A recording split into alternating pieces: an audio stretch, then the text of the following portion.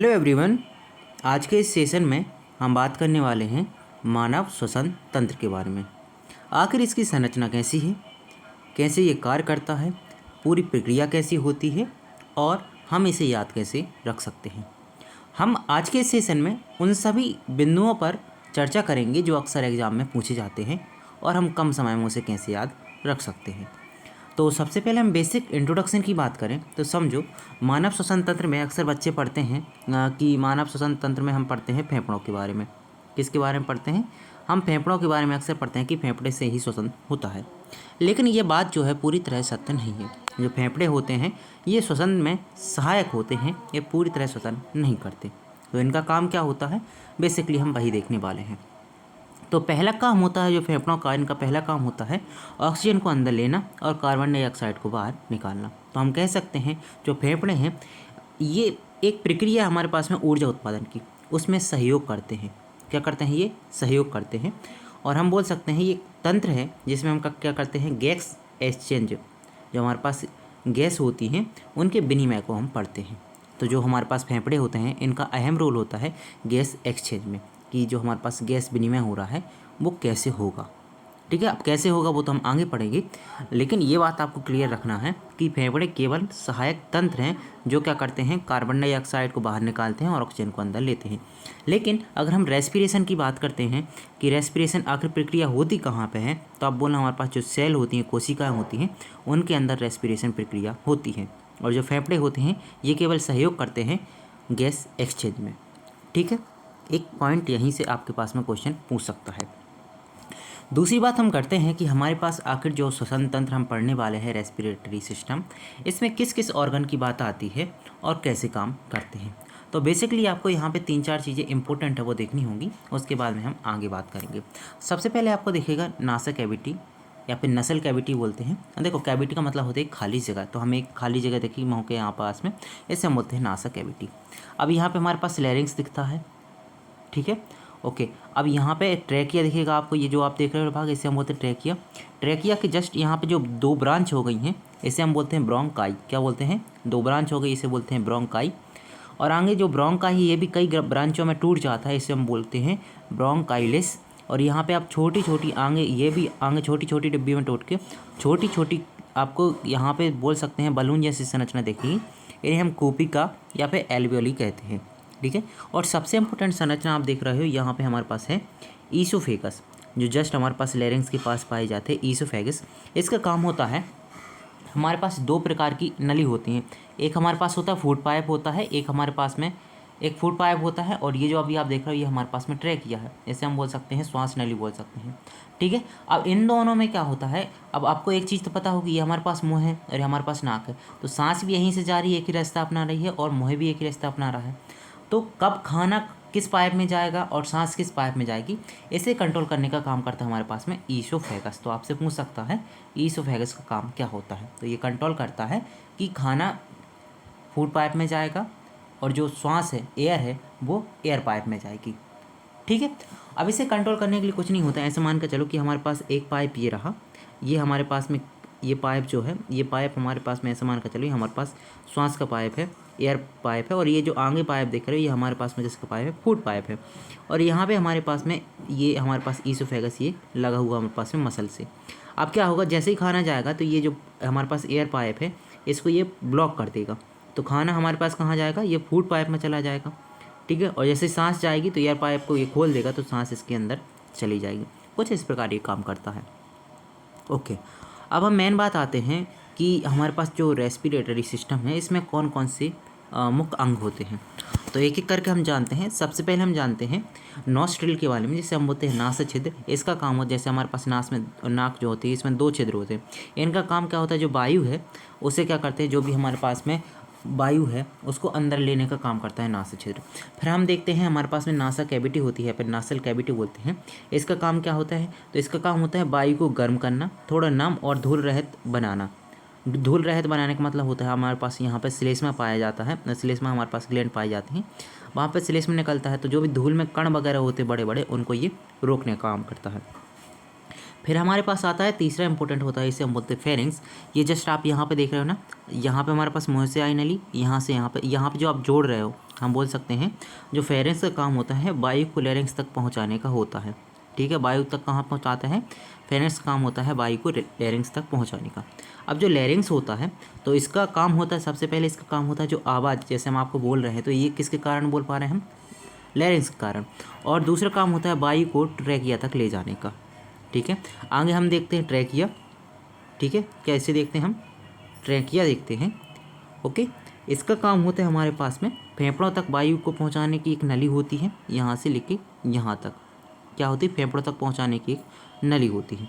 इसके बाद हम देखते हैं ब्रोंकाई होती है। इसका काम होता है जैसे ही हमारे पास ट्रैकिया होती है, ट्रैकिया आई, ये दो भागों में टूट जाती है, इन्हीं दो भागों का नाम होता है ब्रोंकाई। मतलब हम बोल सकते हैं एक भाग हमारे पास लेफ्ट साइड के फेफड़े में आ गए और एक भाग राइट साइड के फेफड़े में आ गया।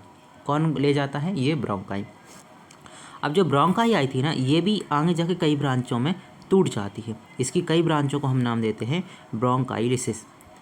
ठीक है, हम बोल सकते हैं कि जो ब्रोंकाई है वो छोटी छोटी नलिकाओं में टूट गई है, जिसका नाम हमने दे दिया ब्रोंकाइलिसिस। अब इसके बाद आता है हमारे पास में एल्वेओली। हमने अभी बताया था कि ये हमारे पास एक गुब्बारे की समान संरचना होती है, इसे कूपिका एल्वेओली कहते हैं। इसका काम होता है गैसों का एक्सचेंज करना, मतलब आदान प्रदान करना। ठीक है, जो लंग्स होते हैं हमारे पास में, ये क्या करते हैं, जो हमारे पास फेफड़े होते हैं स्थान प्रदान करते हैं गैस एक्सचेंज के लिए। ठीक है, और इम्पोर्टेंट संरचना होती है हमारे पास में डायफ्राम। यहाँ पे आप जो नीचे देख रहे हो, ये हमारे पास डायफ्राम है, यही मेन काम करता है गैस को अंदर और बाहर लेने में। ठीक है, तो हम बोल सकते हैं श्वास को लेने में और छोड़ने में ये मदद करता है। जैसे ही हम देखेंगे हमारे पास जो आप नीचे देख रहे हो, हमारे पास क्या है, डायफ्राम है। जैसे ये डायफ्राम ऊपर जाएगा तो क्या होगा, हमारे पास जो फेफड़े हैं वो सिकुड़ जाएंगे, तो बाहर आ जाएगी हमारे पास सांस। और जैसे ही ये डायफ्राम नीचे जाएगा, हमारे पास फेफड़े फैल जाएंगे, तो सांस अंदर आएगी। ठीक है, तो आपसे बोल सकता है, पूछ सकता है कि आप ये बताइए कि हमारा जो श्वसन तंत्र होता है उसमें गैसों का एक्सचेंज कराने में कौन मदद करता है। तो आप बोलोगे गैसों के एक्सचेंज कराने में डायफ्राम मदद करता है। ये ऊपर जाता है तो सांस छोड़ देते हैं, और जब नीचे आ जाते हैं तो सांस ले लेते हैं। ठीक है, ओके। अब यहाँ पे इंपॉर्टेंट बात आपको एक और याद रखनी है कि हमारे पास जो फेफड़े हैं, फेफड़ों की संख्या कितनी है, दो है हमारे पास में फेफड़े। ठीक है, और जो हमारे पास लेफ्ट साइड का फेफड़ा है, यहाँ पे हमारे पास में लेफ्ट साइड के फेफड़े के यहाँ पे क्या पाया जाता है, हार्ट, हृदय पाया जाता है। तो इसके कारण आपसे पूछ सकता है कि ज़रा एक बात बताइए कि जो हमारे पास फेफड़े होते हैं इन्हें कितने भागों में बांटा जाता है। तो आप बोलना, जो हमारे पास फेफड़े होते हैं इन्हें हम 5 भागों में बांटते हैं। कितने भागों में बांटते हैं, 5 में। जो हमारे पास में ये जो आप देख रहे हो, ये लेफ्ट है और ये हमारे पास में राइट है। जो राइट साइड का फेफड़ा है इसे हम कितने भागों में बांटते हैं, इसे हम बांटते हैं 3 भागों में, 1, 2 और 3।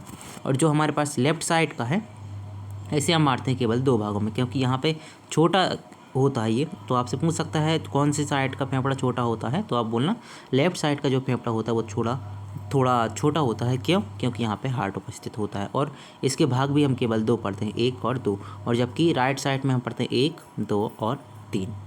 ठीक है, ये इंपॉर्टेंट बात हो गई। अगली बात हम करते हैं श्वसन प्रक्रिया की। तो आप बोलना, सबसे पहले हमारे पास होता है इनहेलेशन। इनहेलेशन में क्या होता है, इनहेलेशन का मतलब होता है श्वास को हम ग्रहण करते हैं। ठीक है, तो श्वास को ग्रहण करना मतलब क्या है, हम ऑक्सीजन अंदर ले रहे हैं। ठीक है, इसके बाद हम करते हैं गैस एक्सचेंज। गैस एक्सचेंज का मतलब होता है, हमने अभी बात की थी कूपिका एल्वेओली की, जो हमारे पास गुब्बारे जैसी संरचनाएं दिख रही थी। अब यहाँ पे हमारे पास क्या होता है, कई प्रकार के हमारे पास में जो कैपिलरी नसें होती हैं, हम बहुत नलिकाएँ होती हैं, वो यहाँ जुड़ी होती हैं। तो यहाँ पे ऑक्सीजन आई और यहाँ पे कैपिलरी से आ रही है CO2। तो क्या करूँ, CO2 अंदर जाएगी और जो ऑक्सीजन है वो रक्त में घुल जाएगी। ठीक है, तो इस प्रकार हमारे पास में गैस एक्सचेंज होता है।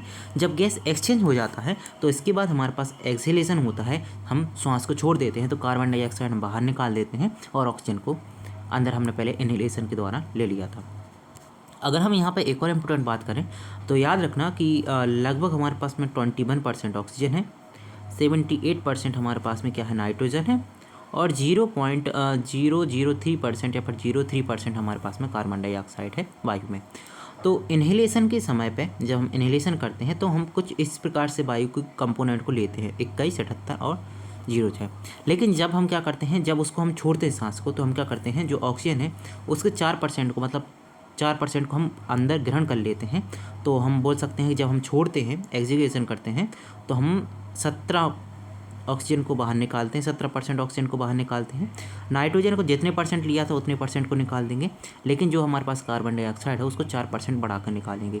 तो क्या होगा हमारे पास में यहाँ पे ये हुआ कि जो ऑक्सीजन है उसको कंज्यूम किया हमने, अंदर लिया है 4% को, और 4% कार्बन डाइऑक्साइड को हमने बाहर छोड़ दिया है। तो यहाँ से भी आपसे क्वेश्चन पूछ सकता है, ठीक है। ओके, अगर हम बात करें, आपसे पूछ सकता है जो रेस्पिरेशन है ये कितने टाइप की होती है, तो आप बोलना 2 टाइप की होती है। एक को बोलते हैं हम एरोबिक रेस्पिरेशन और दूसरे को बोलते हैं एनारोबिक रेस्पिरेशन, वायवीय श्वसन और अवायवीय श्वसन। देखो, वायवीय का मतलब होता है जहाँ पे हम वायु की उपस्थिति में श्वसन कर रहे हैं। यहाँ पे वायु से मतलब है ऑक्सीजन की, तो आप बोलना ऑक्सीजन की उपस्थिति में क्या करते हैं, ऑक्सीजन की उपस्थिति में जब हमारे पास में सेल होती हैं, कोशिका होती हैं, वो क्या करती हैं, रासायनिक प्रतिक्रियाएँ करती हैं और ऊर्जा निकालती हैं, तो इसे हम बोलते हैं हमारे पास में वायवीय श्वसन हो रहा है। और जब ऑक्सीजन की अनुपस्थिति में ऊर्जा का निर्माण होता है, इसे हम बोलते हैं एनारोबिक श्वसन, अवायवीय श्वसन। तो याद रखना, जो हमारे पास मांसपेशियाँ होती हैं, कभी कभी क्या होता है ऑक्सीजन की खपत नहीं हो पाती हैं, तो क्या करती हैं, ऑक्सीजन की अनुपस्थिति में ही ऊर्जा बनाने लगती हैं, क्योंकि हमें तो एनर्जी चाहिए। तो उसमें क्या होता है, ये लैक्टिक एसिड का निर्माण कर देती हैं। इसलिए कभी कभी हमें ज़्यादा चलने पर या फिर कुछ ज़्यादा काम करने पर हमें या तो सूजन महसूस होती है या पर वहाँ पर जलन महसूस होती है। वो क्यों होती है, क्योंकि वहाँ पर अवायवीय श्वसन हुआ है। ओके, इम्पोर्टेंट बात है, हमारे पास कुछ बिंदु हैं जो आपसे पूछ सकता है। जो हमारे पास सामान्य मनुष्य होता है वो लगभग 16 से 18 बार सांस लेता है 1 मिनट में। 1 मिनट में 16 से 18 बार सांस लेता है। वहीं पे अगर हम बात करें, जो बच्चे होते हैं, शिशु होते हैं, वो लगभग 30 बार सांस ले सकते हैं, 30 से 40 बार सांस ले सकते हैं जो शिशु होते हैं। वहीं पे अगर हम बात करें एल्वेली गोपी गाँव की बात करें, तो ये लगभग 300 मिलियन होती हैं। समझ सकते हो 300 मिलियन है, कितनी छोटी छोटी हुई कितनी सारी हैं, ठीक है। वहीं पे हमने अभी बात की थी, जो राइट लंग्स होते हैं हमारे पास में, दायां फेफड़ा होता है, वहाँ पे 3 लूप्स होते हैं, 3 उसके प्रकार हम 3 प्रकार से उसे बांट सकते हैं। वहीं पे जो लेफ्ट लंग्स होता है उसे हम 2 लोब्स होते हैं, उन्हें 2 प्रकार से हम बांट सकते हैं, ठीक है। वहीं पे दूसरी हमने बात ये भी आपको बता दी थी, जो हमारे पास डायफ्राम होता है, इसके सिकुड़ने से, जैसे सिकुड़ता है इन्हेलेशन होता है और फैलने से एक्सहेलेशन। देखो, सिकुड़ने का मतलब यह है कि सिकुड़ गया तो ये नीचे आ गया और फैल गया तो ये ऊपर आ गया, ठीक है। फैल रहा है तो क्या होगा, फैल रहा है तो बाहर छोड़ेगा और सिकुड़ रहा है तो अंदर सांस को लेगा, ठीक है। बात क्लियर है, ओके।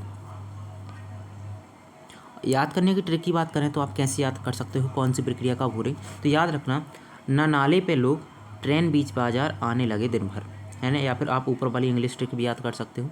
ना से याद रखना नासा छिद्र, ठीक है। यहाँ पे आप बोल दो नासा कैविटी या फिर नासा गुहा बोल सकते हो। पी से याद रखना फेरिंग्स, लोग से याद रखना लेरिंग्स, ठीक है। ये हमारे पास ट्रेन से ट्रैकिया, बीच से क्या है ब्रोंकाई, बाजार से ब्रोंकाइलिसिस, आने से, जो आने है ना, आने से एल्वेली, ठीक है। लगे आप यहाँ पे साइलेंट रखना, और दिन भर से याद रखना डायफ्राम। तो इतने पार्ट में आपके पास में ये पूरी की पूरी प्रक्रिया होती है, आप याद रख सकते हो, ठीक है। इसके अलावा हमारे पास में और इम्पोर्टेंट कुछ भी नहीं रहा है, बस इम्पोर्टेंट यहाँ पे है, ये आप प्रक्रिया इसको याद रख लोगे, अभी बताया था। एनर्जी में क्या होता है, ग्लूकोज जब ऑक्सीजन के साथ रिएक्ट करता है तो हमारे पास कार्बन डाइऑक्साइड और पानी, और साथ में हमारे पास में एनर्जी को रिलीज करता है, ठीक है, ओके।